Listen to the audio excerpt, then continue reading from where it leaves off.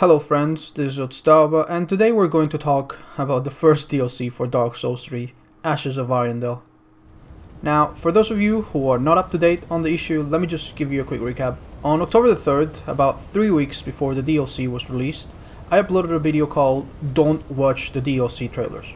In this video I basically made the following argument. Trailers that reveal too much can spoil a big part of the experience for many people. Previous Dark Souls 3 trailers had spoiled a lot. Therefore, I recommended that you didn't watch any DLC trailers. I even took it one step further and also recommended that you refrain from watching any trailer analysis like the ones Vadividia and other people had uploaded, because I was afraid that the DLC would just be too short and that these trailers would spoil a big part of it. And well, now that most of us have already played through the DLC and the dust has settled, I really have to say, suck my dick, I was absolutely right. Now, granted, some of the criticism that I received was perfectly fair, but the main argument that I made is that these trailers could reveal too much. And was I right? Did the trailers reveal too much? Okay, so from now on, massive spoilers. So if you haven't played through the DLC already, please stop watching, because we're gonna pick it apart entirely. I'm going to divide my experience with Ashes of Arendelle into little chunks. And these chunks are the starting area and the first encounter with the enemies, the Tower of the Millwood Knights and the surrounding area, the arrival to the Corvian settlement and all of the settlement itself, the battle with the Corvian Knights, which I thought was super cool, the fight with Sir Wilhelm and the location around it, the mountain path that leads to the chapel, Priscilla's arena and the fight with Pyromancer Donald, the chapel NPCs and its basement, the depths and the way down to reach them, the first phase of the Gravetender boss fight, the second phase of the Gravetender boss fight where the wolf joins in, the first phase of Fried's boss fight, the second phase of Fried's boss fight, and the third and final phase of Fried's boss fight. To me, these were the experiences that really stood out in this DLC. But what would have happened if I had watched all of the trailers? How much would have been spoiled? Well, let's find out. So we'll start with the first one that they released, the announcement trailer.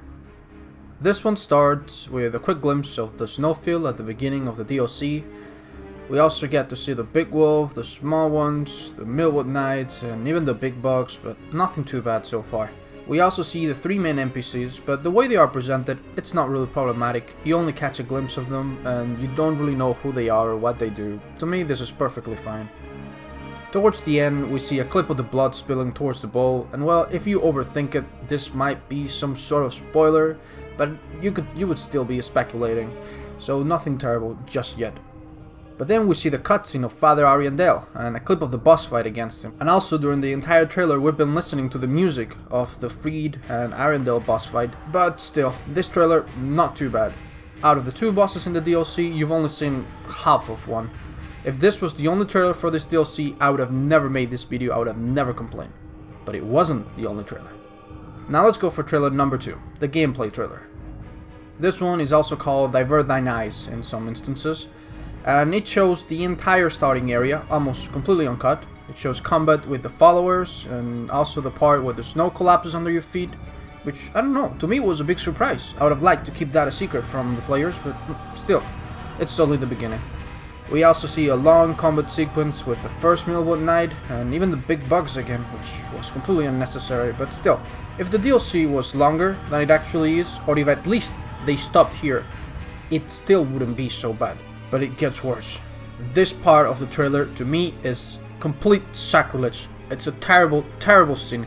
How they managed to spoil so many things at once is just beyond me. Somehow, in just a few seconds, they managed to show you that this area is actually a boss arena, which again, to me, and I bet a lot of people, was a surprise. They show you the first and then the second boss almost right away, and to add insult to injury, they play the best part of the soundtrack for this 10-second clip. Why? Why would you do this? But if one of the bosses wasn't enough, in the next clip they actually show you the other boss fight. They start with this cutscene showing Fried's entrance to the boss room. So yeah, that lady that you saw in the previous trailer, she's the boss. Fuck suspense, fuck the mystery, they just tell you right away. This is so sad. When I came across Sister Fried, I really didn't know what was going to happen. Of course, when you meet her, she tells you to leave, and it seems like she might turn against you if you insist on staying, but the thing is, you don't know for sure. When you see her walking down those stairs, to me at least, it was really intimidating. So the fact that they would give away the entire motivation and character development for this person, it's in a trailer, it's just so baffling to me. But the funny thing is that in some versions of this trailer, they put a little disclaimer at the start saying that this trailer may contain spoilers. Are you fucking kidding me? Like, this cutscene right here, it may or may not be a spoiler to you? What is a spoiler if this is not a spoiler to you? Ugh, Jesus Christ. And then they show you the second phase against Ariandel again, but at least here they have the decency to hide the fact that Fried is also alive in this one. So if you go into the game, at least that will be a surprise. And well, it's not like they're going to show you the third phase too, right? Wrong, they totally do, but that's in the next trailer. The also infamous launch trailer. Now the launch trailer is obviously going to have more spoilers than the previous ones. That's perfectly understandable. Most people that will buy the DLC already have picked it up, they probably won't even watch the trailer, but there's still gonna be people out there who may pick up Dark Souls 3 or DLC later, and they might watch this trailer, and I would feel so sorry for them, because if they do check it, they're going to be spoiled left and right. This trailer starts by showing how Guile tricks you into the painting. Again, this to me was a surprise, I didn't expect it. And then it goes on to show pretty much every single enemy in the DLC. You get to see the followers again, the Millwood Knights, the Corian Knights, which they had missed previously, the Giant Bugs, the fight against Sir Bilhelm, and even how he uses the Dire Hand against you, the Great Wolf inside his boss battle, and then outside his boss battle, all of the boss cutscenes from the previous trailers, and even a clip from Fried's third phase. This is ridiculous. Okay, so just bear with me for a second and watch this. I take things very slowly when I play something. Oh shit! Oh fuck! And I truly wonder what's the deal with her. Is she the same person as the Saber Church mentor with the Star of Someone? Champions Rift. What is that sign? Oh shit! Got him. Nice. No! Oh god. Let's go.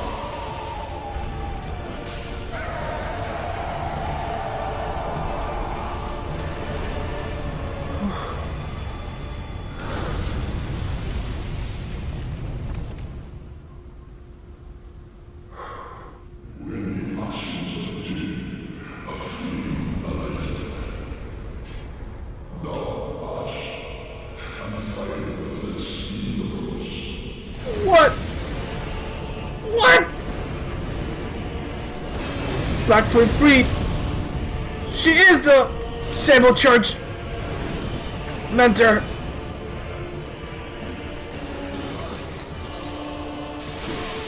There's no way! Ashen One, sweep all thought of us from thy mind, as thy kind always have.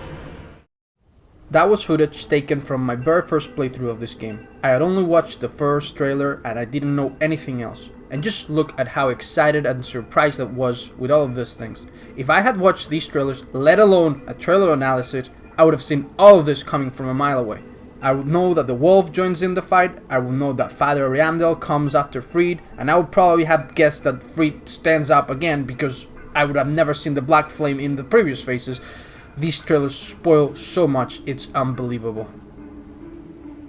In my original video, I also recommended people not to watch trailer analysis from uploaders like Badividia, and at the time I felt really bad, because obviously the point of a DLC trailer analysis is to watch it before you play the DLC. It didn't make much sense to encourage people to go watch them afterwards, but now I feel completely reassured, and instead of going on a long rant on why, I'm just going to show you some comments that were posted on these videos before the DLC was released. So look at this comment from Kuni Kuni. Just from the trailer footage, he's already figured out pretty much the entire Fried and Ariandel boss fight. But the saddest thing is that afterwards he says, 2 bosses in a Dark Souls DLC, and we've seen them all in trailers before it's released? I have a hard time believing that. All Soulsborne DLC so far had 4 bosses. Also, every DLC has an optional boss. Where is this DLC's optional boss? And he wasn't the only one to be skeptical of this.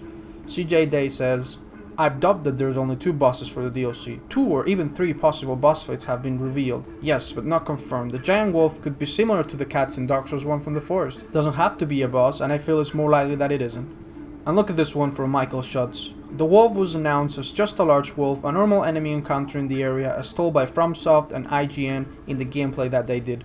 There are 2 bosses, and the wolf is said to be nothing important. And another one from Adurko17. In the IGN breakdown of their time with the game, they said that the fight with the wolf and the NPC is before a boss battle, and not an actual boss. They expect to spend about 5 to 10 hours, depending on your skill level. 5 to 10 hours. 5 to 10 hours. 5 to 10 hours. IGN saving the day again. Fucking bravo.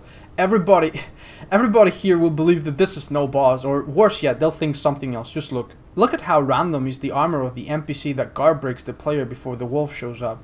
Looks like a dark mask, chainmail chest piece and no leggings. I think that's actually a player and will be able to invade the wolf boss fight. And another one, I think it's not an NPC wolf but player. No way From slap dude in chainmail and no pants next to an epic wolf. They never do that. So it's like the old mom fight. And you know what? I can't blame these people. If I had watched this trailer, I would have thought the exact same thing. And I would have been disappointed so badly. And this was one of my favorites. This was in a video analyzing the second trailer. And it says, didn't want to get spoiled, but I couldn't stop watching. And then some smartass just comes along and says, I see nothing spoiling at all. Guys, please. So what can we get from all of this? Well, when the next DLC drops around, watch the first trailer and avoid everything else. And if you want to get the full experience and don't want to run a risk, just don't even watch the first one. Just get a bunker, go inside, and come out when the DLC comes out, because this is... Hey you! What the fuck was... Is that... Mr. B... What did you just say about my DLC, you little shit? Oh, nothing really. It was really good. 9 out of 10, at least. Maybe a little bit short, but other than that. But I fixed the poise. Isn't that what you wanted? Yeah, but wait. Didn't you guys say that poise was working as intended? If it was working as intended, why did you need to fix it?